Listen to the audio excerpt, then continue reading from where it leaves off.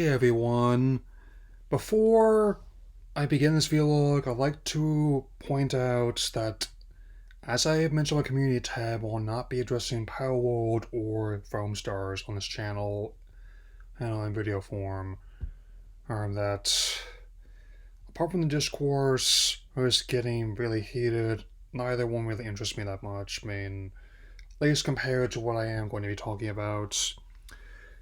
In the case of the former, heard this the same week that both Like a Dragon Infinite Wealth and Tekken 8 are coming out, which should cut into one of the game's numbers. Anyway, I now bring you the regularly scheduled gaming vlog.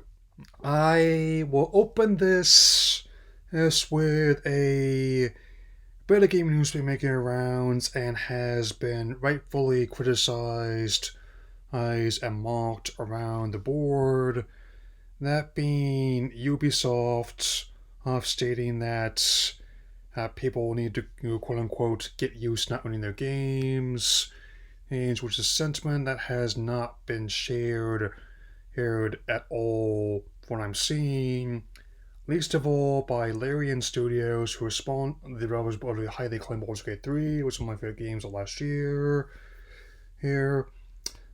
Who have openly stated they will not be putting the game on any restrictions for its time being. And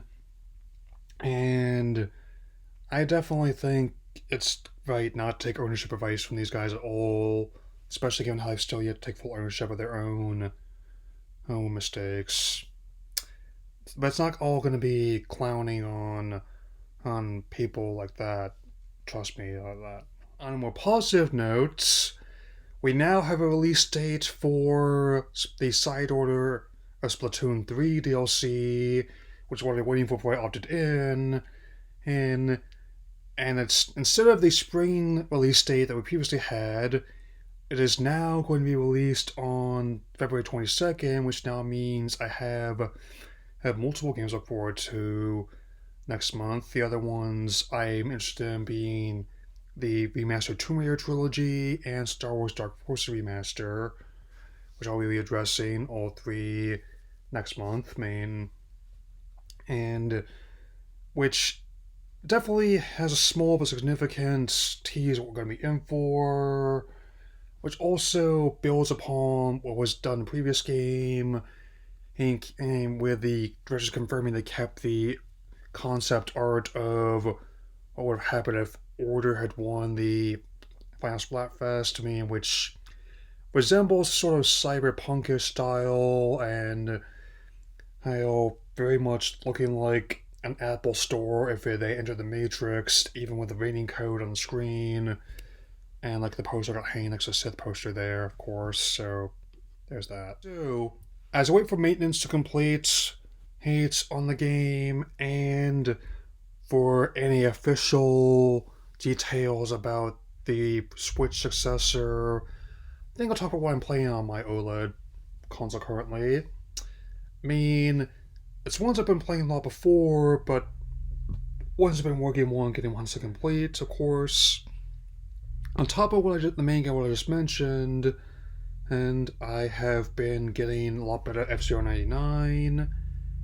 Just don't pay attention to that, just someone else pulling out. And working on the epilogue in Violet, as well as Dex completion in Scarlet of Pokemon, and also nearing 2-year anniversary of Legends Arceus. I'm not sure what we'll be announcing, if anything, for the Pokemon Day stream. I guess we'll find out soon enough. If I had to guess, though, it would not surprise me if they said hold off on going back to Unova or Generation 10 until the successor comes out, and instead you might get a spin-off of some sort. What that might entail, or if it'll end up being like legacy titles, on Game Boy and Game Boy Advance Online. I guess we'll find out. Heck, at this point, I'd be okay with Pokemon Pinball on Game Boy Online and Pokemon Pinball Ruby and Sapphire on Game Boy Advance Online, so to speak. In another belated bit of disappointing news. The final previews have come out for Suicide Squad Kill the Justice League, and across the board, people were not impressed. I mean, while even people who seem to be positive on how the characters were portrayed, the initial launch roster of Harley Quinn, Captain Boomerang, Deadshot, and King Shark, the game itself has met mixed reception, and also not only puts its future in doubt, but also the whole idea of WB going online live services as seem to be on the way out. I mean, that's another reason why I'm skeptical about how Bone Star's lasting, given how many Square Enix has 86 in the last year alone, most importantly Marvel's Avengers. While I am hoping that the game itself can actually be decent at launch, I'm not certain how it's going to work. I mean, given how they're with Rocksteady had shifted away from their proven track record of single player experiences to a more multiplayer looter shooter. And I think the infamous one of Poison Ivy acting as a merchant and their axe said it all. I'm still open to them using the Metropolis sandbox they've built for a potential standalone Superman game, and for the former developers, what they had accomplished in their new studio, before I officially transition to what I'm playing on the PlayStation front. Of course, I can see them. Okay, wait. My train of thought need to be real for a bit, so yeah. On top of that, that's me hardly enjoying the Resident Evil 4 remake. I did try the Mercenaries mode quite a bit. I might even get a separate video on that, which is given how I never really did it that much in the original game. I always consider that to be an additive horde mode, which is something you do when you're not trying to do the story of the main game. And even though the catapult section is giving me some grief, hopefully I'll be able to clear that with some trial and error. I mean, especially since I would need to do that in order to get to the castle, I mean, to get inside it rather. And I will definitely do my best to get past that. I'm also practicing on Street Fighter Anniversary Collection. If anyone wants to help me with my builds on that, at my PSNs and my channel description.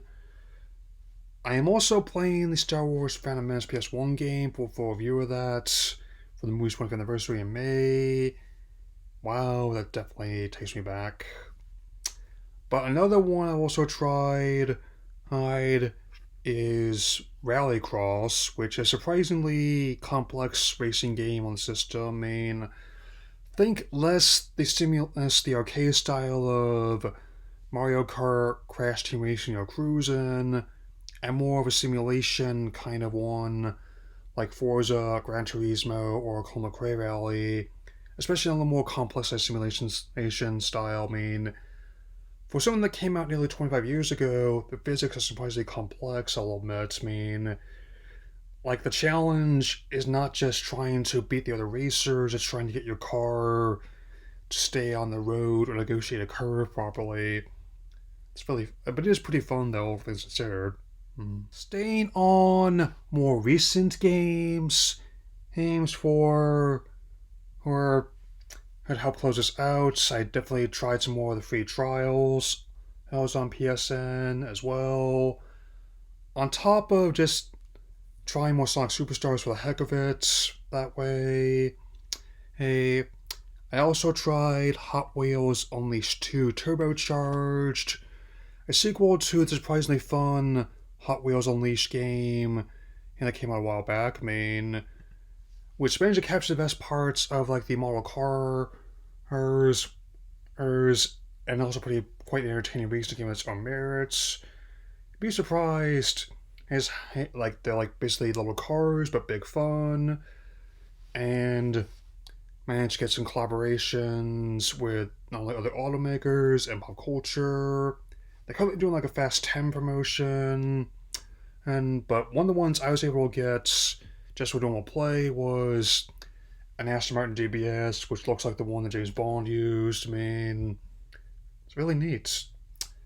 So, and definitely looking forward to trying more, and hopefully the other PS Plus games, especially in terms of legacy titles, will be good next month because I reaffirm that I'm going to be passing on Foam Stars until, at least until I see what I both think first. I mean, and I severely mean about not addressing Power Word in detail until it leaves early access because I think it's realistically too early to tell what the launch success will be, even if it's going to be a short term one. Anyway, that'll be all for now. I'll see you all again soon. Take care, everyone.